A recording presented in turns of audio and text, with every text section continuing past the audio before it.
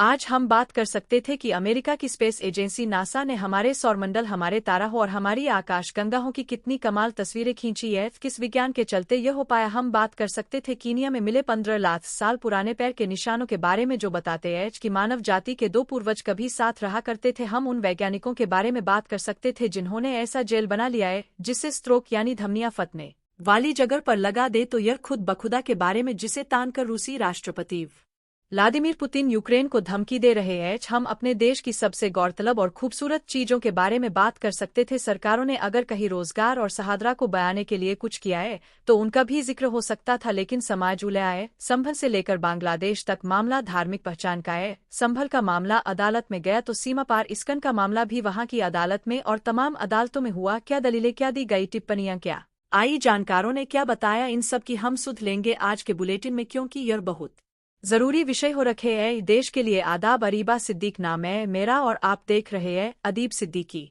सबसे पहले यूपी के संभल की बात करते हैं। आज सुप्रीम कोर्ट में इस पूरे मामले की सुनवाई होनी थी। दरअसल संभल की शाही जामा मस्जिद कमेटी ने वहां की जिला अदालत द्वारा दिए सर्वे के आदेश के खिलाफ याचिका दायर की थी। आज chief justice of India Sanjeev Khanna और जस्टिस संजय कुमार ने मुकदमा सुनना शुरू किया। 20 मिनट की सुनवाई के बाद अदालत ने साफ किया कि संभल में शांति जरूरी है, लिहाजा इस मामले में जिला अदालत 8 जनवरी 2025 तक कोई एक्शन न ले। साथ ही सुप्रीम कोर्ट ने शाही जामा मस्जिद कमेटी को आदेश दिया कि वह इलाहाबाद हाई कोर्ट का दरवाजा खटखटा। यह तो आदेश की ब्रीफिंग हो गई। अब आपको सीजीआई संजीव खन्ना की टिप्पणियां भी बिंदुवार समझाते हैं। वह कहते हैं, हम इस समय कुछ कहना नहीं चाहते, इसे पेंडिंग रखेंगे, पर यह सुनिश्चित करें कि शांति बनी रहे। मस्जिद की सर्वे रिपोर्ट सीलबंद लिफाफे में दायर की जाए और इस लिफाफे को खोला न जाए। संभल की ट्रायल कोर्ट 8 जनवरी 2025 के बाद ही कोई आदेश जारी करे। मस्जिद कमेटी के याचिका फाइल करने के 3 दिनों के भीतर इलाहाबाद हाई कोर्ट उस पर सुनवाई करें, यानी अब इस मामले में सुप्रीम कोर्ट नहीं बल्कि इलाहाबाद हाई कोर्ट में सुनवाई होगी। सुप्रीम कोर्ट का आदेश आने के बाद सभी पक्षों के रिएक्शन भी मीडिया में आए। मानिए सुप्रीम कोर्ट ने जो मस्जिद कमेटी थी जिन्होंने एसएलपी दायर की थी, उनको कहा कि इस खर्डर को हाई कोर्ट में चैलेंज कर सकते हैं और हाई कोर्ट में जाने का उनको एक लिबर्टी दी है। साथ ही साथ नबल सुप्रीम कोर्ट ने यह भी कहा है कि 3 दिन के अंदर अगर आप हाई कोर्ट में याचिका दायर करते हैं तो मामला हाई कोर्ट के सामने लिस्ट किया जाए और हाई कोर्ट के फर्द डायरेक्शंस तक के लिए वेट किया जाए और तब तक के लिए ट्रायल कोर्ट की प्रोसीडिंग रुकी रहेगी जब तक हाई कोर्ट अपना निर्देश नहीं दे देता है। और यह मामला अभी ट्रायल कोर्ट में 8 जनवरी को लगा हुआ है। साथ ही साथ नरेल सुप्रीम कोर्ट ने यह भी निर्देश दिया है कि जो एडवोकेट कमिश्नर महोदय है वो अपनी रिपोर्ट सील कवर में दाखिल करेंगे। ट्रायल कोर्ट की प्रोसीडिंग पर अभी एक लिमिटेड स्टे है जब तक नरेल इलाहाबाद हाई कोर्ट ये अप्रोच नहीं करते हैं, और जब Narel Allahabad high court approach करेंगे और मैटर नरेल हाई कोर्ट में लिस्ट हो जाएगा तो Narel Allahabad high court decide करेगी कि ट्रायल कोर्ट की प्रोसीडिंग स्टे रहनी है कि नहीं रहनी है। इस मामले में विपक्षी पार्टियों के नेताओं के बयान भी आए। इसी उम्मीद से गए थे कि वहां से हमें फैसला मिलेगा। हमने एसएलपी डाली थी और अल्लाह का शुक्र है माननीय सर्वोच्च न्यायालय ने उसको मंजूर करते हुए उस पर जो जजमेंट दिया है वो काबिले तारीफ है। अगली डेट तक जो 6 जनवरी लगाई है उस पर रोक लगा दिया सर्वोच्च न्यायालय ने, और उसके साथ साथ जो रिपोर्ट है उसको बंद लिफाफे में रखने के लिए कहा गया है। उसके साथ साथ जो प्रशासन है उसको हिदायत की है कि वह न्यूट्रल रहे। और अभी हम आगे भी सुप्रीम कोर्ट में एक याचिका और डालेंगे और उसमें हम मांग करेंगे कि उसकी जांच जो है माननीय सर्वोच्च न्यायालय के सिटिंग जज के द्वारा की जानी चाहिए। हमने संभल उत्तर प्रदेश में देखा 4-5 इनोसेंट लोगों, मासूम लोगों की जानें वहां गई। तो अगर यही सिलसिला चलता रहा तो खुदान खस्ता हम 1947 जैसे बंटवारे के वक्त में हमारे मुल्क के हालात हुए थे, जिस मुल्क की बुनियाद यहाँ के जो लीडरशिप थी, जवाहरलाल नेहरू, मौलाना अबुल कलाम आजाद और बाकी जो हमारे सरदार पटेल, गांधी जी खासकर, जिन्होंने गांधी जी ने अपनी जान देके इस मुल्क के सेकुलर कल्चर की एक बुनियाद रखी, तो वो सारी बुनियाद हिलाई जा रही है। विपक्षी पार्टियों के हमले पर सत्ता पक्ष के नेताओं के जवाब भी सुन लीजिए। माननीय न्यायालय का हम सम्मान करते हैं। सर्वोच्च न्यायालय ने जो भी आदेश दिया है हम उसका सम्मान करेंगे, उस आधार पर काम करेंगे। और सबसे बड़ी चुनौती हमारे सामने है कि हम किसी भी व्यक्ति को कानून हाथ में लेने नहीं देंगे। लॉ एंड ऑर्डर को मेंटेन करेंगे और निष्पक्ष जांच करा करके जो भी दोषी होगा उसके खिलाफ कार्रवाई होगी। यह हमारी प्रतिबद्धता है। माननीय न्यायालय के आदेश का सरकार सदा से पालन करती है। जिस समय सुप्रीम कोर्ट में सुनवाई हो रही थी उस समय लोगों की नज़र संभल जिले में हो रही गतिविधियों पर भी थी। आज यहाँ के लकोट में शाही जामा मस्जिद की सर्वे रिपोर्ट पेश होनी थी, लेकिन जैसे ही सुनवाई शुरू हुई सर्वे कमिश्नर रमेश सिंह राघव ने कहा कि हिंसा के चलते सर्वे रिपोर्ट तैयार नहीं हो पाई, लिहाजा कोर्ट से अगली तारीख मांगी जाए। सुनवाई हुई, सुप्रीम कोर्ट का आदेश भी था, इसलिए ट्रायल कोर्ट ने सर्वे रिपोर्ट दाखिल करने की अगली तारीख मुकर्रर की 8 जनवरी की। फर्स्ट सर्वे में उस दिन भी हमें हस्तक्षेप किया गया था। समाज तत्व द्वारा सेकंड में हमें हस्तक्षेप किया, जबरदस्त हिंसा हुई, जन सामान सुचार से नहीं हो पा रहा, इसलिए हम आज तय नहीं सा आज देख लेंगे। आज मस्जिद कमेटी की तरफ से हम लोगों ने अपीयरेंस दिया है कोर्ट के अंदर, और कोर्ट से क्या कहते हमने एप्लीकेशन लगाई है कि जो प्लेट वगैरह की कॉपी है हमें दे दी जाए। उन्होंने कोर्ट ने आदेश किया है कि पन की कॉपी विपक्षी संख्या 6 है, हमको प्रोवाइड कराई जाए, और उसके बाद जवाब के लिए 8 जनवरी की डेट फिक्स की गई है। सारे डॉक्यूमेंट जो वाद पत्र के साथ उन्होंने लगाए, SWC की एप्लीकेशन और क्या कहते हैं अमीन कमीशन की रिपोर्ट सारी हमने मांगी है। इसके संभल में तैनात पुलिस कर्मियों के बीच भी आज एक अतिरिक्त मुस्तैदी दिखी। वजह हिंसा के पूरे एपिसोड के बाद आज जुमे की नमाज अदा की जानी थी। आज मुरादाबाद रेंज की DIG मुनिराज ने सुरक्षा व्यवस्था को लेकर अपडेट शेयर किए। हमने ET टायर में हमने सिक्योरिटी स्कीम लागू किया है। सुपर जोन सेक्टर स्कीम में उस पे एडिशन SP CO और DSP और इंस्पेक्टर SHO का पोस्टिंग लेख, उसके साथ कई जनपद और मंडल से फोर्स आई है, उनके सबका ड्यूटियां रिप्लाई कर चुके हैं। उसके साथ साथ PAC भी, कई कंपनियां PAC लगाया और RF का पोर्स भी रिप्लाई करके रखा हम लोगों ने, और बैरिकेडिंग और ड्रोन के माध्यम से लगातार निगरानी हर सेक्टर में, और CCTV कैमरा नया जो उस दिन कुछ सल हो गया था उसकी रिप्लेसमेंट करके पूरी इलाका में CCTV कैमरा भी नया लगा दिया, उसकी निगरानी हो रही है लगातार। कुछ ही देर में जुमे की नमाज के दृश्य सामने आए। जामा मस्जिद पर ड्रोन से नजर रखी जा रही थी। चप्पे चप्पे पर UP पुलिस और रैपिड एक्शन फोर्स के जवान भी तैनात थे। पूरी तरह संभल पूरे मंडल में हर एक जनपद में पीसफुली नमाज हुई है। सभी लोगों से जैसी बातचीत था उसके अनुरूप सभी ने अपने अपने मस्जिदों में नमाज पढ़ी है। कहीं किसी तरीके की दिक्कत नहीं आई है। या जामा मस्जिद में भी जो लोग लोकल नमाज पढ़ते हैं वो लोग नमाज पढ़ने आए हमेशा की तरह, और कहीं किसी तरीके की कोई दिक्कत नहीं आई। फिलहाल हर जगह एकदम शांत ही है। अब आपको संभल के इसका एक क्विक रिकप देते हैं। यहाँ की शाही जामा मस्जिद को लेकर 2 तरह के दावे हैं। मुस्लिम समुदाय के पक्षकारों का कहना है कि बाबर के शासनकाल के दौरान साल 1528 के आसपास यह मस्जिद बनवाई गई थी। हिंदू पक्षकारों का कहना है कि यहाँ पहले ही श्री हरिहर मंदिर हुआ करता था जिसे बाबर ने तुषवाया और मस्जिद बनवा दी। 19 नवंबर 20,224 को 8 याचिकाकर्ताओं ने संबंध जिला अदालत में याचिका लगाई और तर्क दिया कि साल 1527-1528 के बीच बाबर की सेना की लेफ्टिनेंट हिंदू बेग ने हरिहर मंदिर के कुछ हिस्से तुषवाया और मुस्लिमों ने मंदिर के बचे हुए हिस्से को मस्जिद की तरह इस्तेमाल करना शुरू कर दिया। कोर्ट से मांग की गई कि याचिकाकर्ताओं को हरिहर मंदिर और जामा मस्जिद के भीतर जाने का आदेश दिया जाए। 19 नवंबर यानी आज का फाइल किए जाने वाले दिन ही सिविल जज आदित्य सिंह ने आदेश पास किया। इसमें एक एडवोकेट कमिश्नर नियुक्त किया गया जिसे मस्जिद का प्रारंभिक सर्वे करना था। इसी दिन प्रारंभिक सर्वे की रिपोर्ट भी पेश कर दी गई और अगला सर्वे तय हुआ 24 नवंबर को। 24 नवंबर को सर्वे शुरू हुआ और फिर शुरू हुई हिंसा।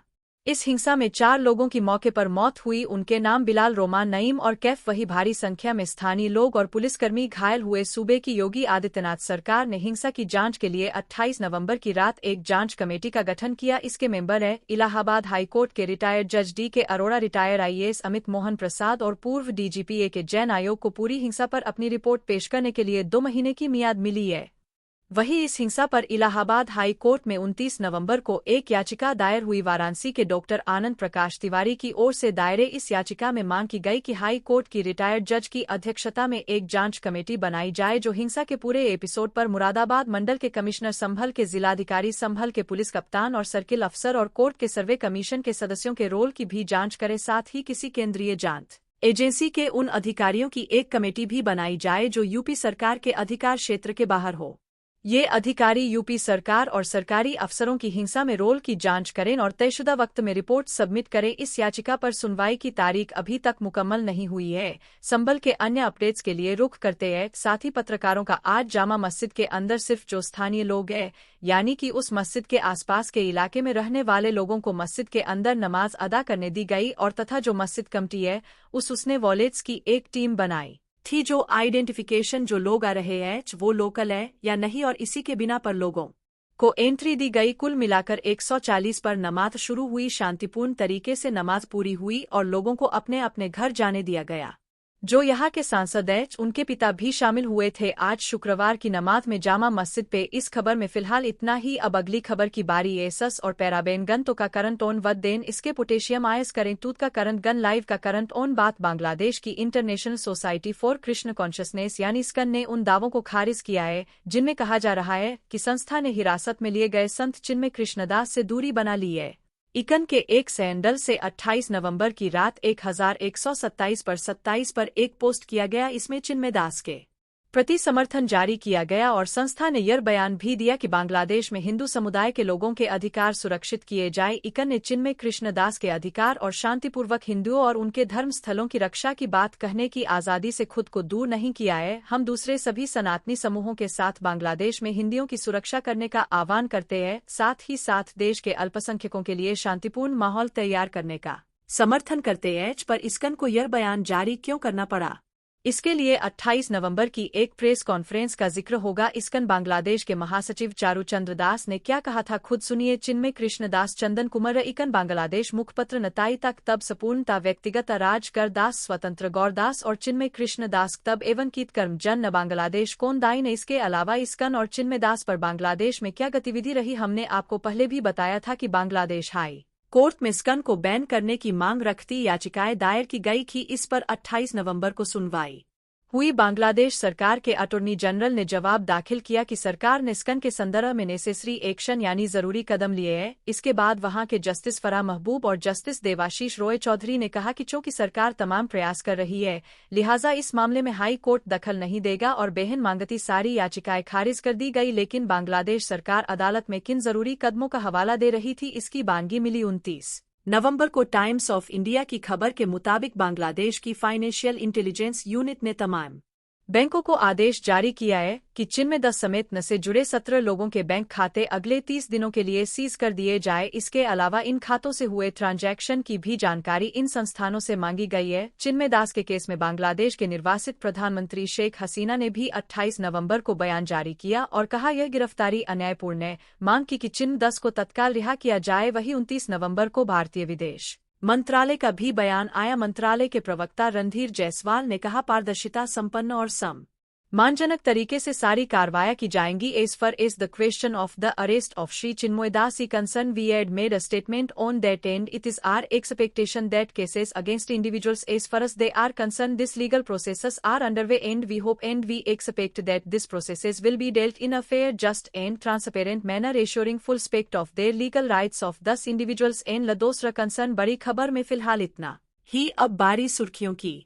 पहली सुर्खी में हाल संसद का जो आज लगातार चौथे दिन भी नहीं चल सकी लोकसभा। सुबह 11 बजे कार्रवाई शुरू हुई। जबरदस्त हंगामा। विपक्ष की बेंच से बार बार कहा जा रहा था कि एक हफ्ता हो गया अब तक हम लोगों के मुद्दों पर बहस नहीं हो रही। मुद्दा क्या, अडानी पर लगे आरोप और संभल में हुई हिंसा। कर्नाटक के मैसूर से भाजपा सांसद यरवाडिया ने बार बार कोशिश की कि वह केंद्रीय स्वास्थ्य मंत्री जेपी नड्डा सवाल पूछ सके, लेकिन सवाल जवाब सब कुछ हल्ले के बीच दबा रहा और कार्रवाई 12 बजे तक के लिए स्थगित कर दी।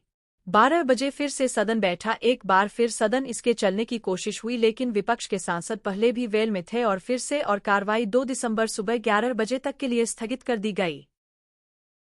अब राज्यसभा का रुख करते हैं। यहां भी स्थिति वही रही। सदन में विपक्ष की मांगों में एक और विषय जुड़ा, दिल्ली में बढ़ता अपराध। इस मुद्दे को लेकर सभापति जगदीप धनखड़ और आम आदमी पार्टी के सांसद संजय सिंह में बहस हुई। फिर यह सदन भी 2 दिसंबर सुबह 11 बजे तक के लिए स्थगित कर दिया गया। सांसद बाहर आए, पूछा गया संसद क्यों नहीं चल रही, और उनके ये जवाब थे हमें उम्मीद है कि मंडे को हाउस चलेगा और स्पीकर साहब हाउस चलाएंगे और हम लोगों की जो भी सभा पटल में हम बात रखना चाहते हैं वो हमें रखने दी जाएगी। वेरी सर कितने करोड़ रुपए लगते हैं, समय जाता है, एफर्ट्स जाते हैं और देश की देश को रचना करके आगे बयान आए, उस सब पर रोक लगाना, इस तरह से अवरोध पैदा करना, यह बहुत इस लोकतंत्र में दुखद है। यह साफ ये लोग क्यों नहीं कहते कि हरियाणा और महाराष्ट्र के चुनाव ने इनको खत्म कर दिया है, तो अब यही सारी हरकतों से ये लोग अपनी प्रेजेंस को जनवा रहे हैं और कुछ नहीं कर रहे। अगली सुर्खी में बात अडानी समूह से जुड़ी। उद्योगपति गौतम अडानी और उनके भतीजे सागर अडानी पर अमेरिका के न्याय विभाग ने अधिकारियों को रिश्वत की पेशकश के आरोप लगाए। इस पर आज भारतीय विदेश मंत्रालय का जवाब आया। मंत्रालय के प्रवक्ता रणधीर जायसवाल ने कहा कि अडानी पर लगे आरोप एक प्राइवेट कंपनी और अमेरिकी न्याय विभाग का मामला है। इसके बारे में भारत सरकार को कोई एडवांस सूचना नहीं दी गई।